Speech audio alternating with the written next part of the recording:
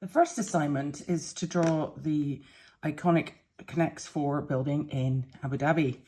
And what I have here is I actually have printed out a picture of the building, so I have that as a reference.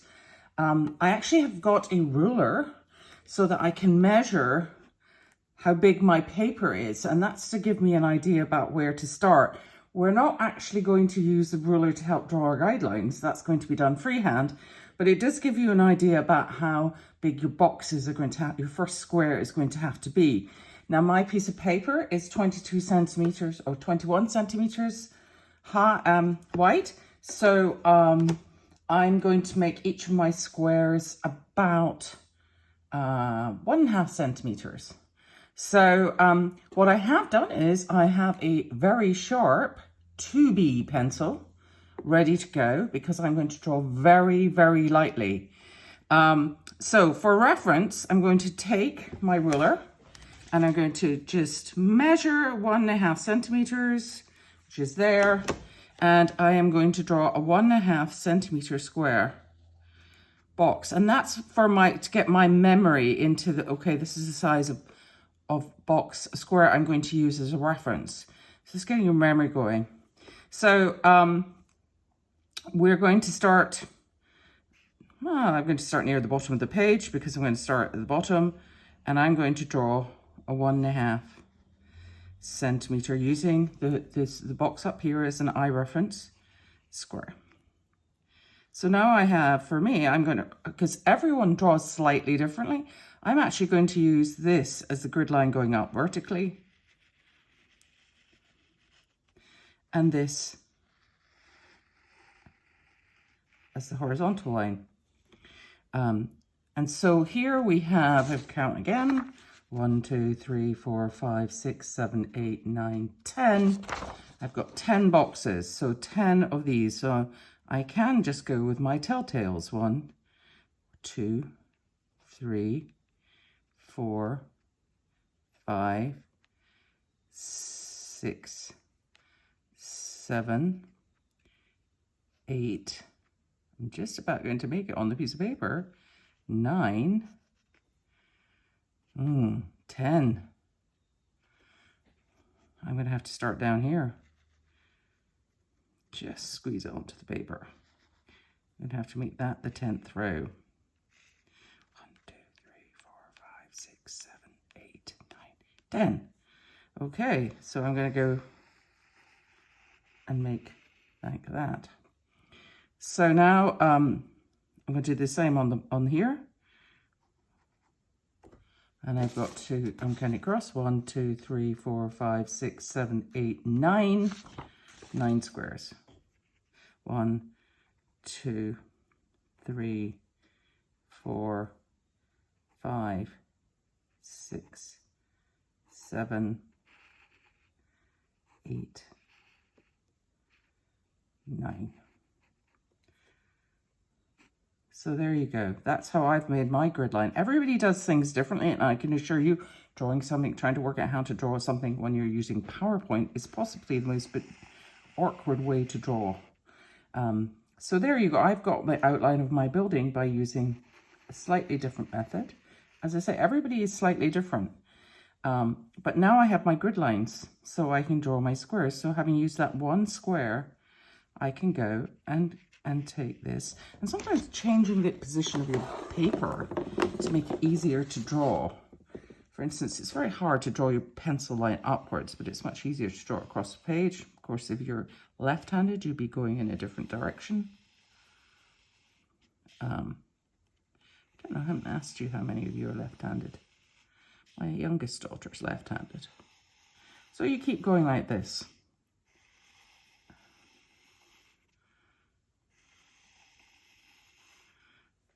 And I need to speed up this video so that you can see how you're using the guidelines. But see how lightly I'm drawing on the piece of paper. And this is what I'm saying, is that you really have to have a very sharp pencil and draw very, very lightly to create these guidelines. Now, because otherwise it'll take forever and ever and ever to draw this, I'm going to show you. So now once you've drawn out the whole grid, you're going to talk about drawing the little box inside, because when you look at the photograph again, you can see this little square is within this bigger square. And so we're, as I mentioned in the PowerPoint, you can work out that the distance is that. So we're going to take a little bit off. In fact, I'm just going to draw as one reference square in here before, like this, and you can do the same thing. So there's my reference square. So now I know that my structure is going to be here and here and here and here. And by having drawn if you've drawn the guidelines very lightly, you can rub them out a little bit so you can redraw over them in the correct, without it being. And you know, your lines will be a wee bit wibbly wobbly, like mine are this morning, or this afternoon your time. But that's okay, because it's a sketch. It's not meant to be a perfect architectural line drawing. So, you know, that's how you work out your lines. Oops, well, some of them we've definitely gone off square, but here we go. So now, so this is your square, this is your square. And within each of those squares, there's a structural column along the grid lines. So you can add the structural column.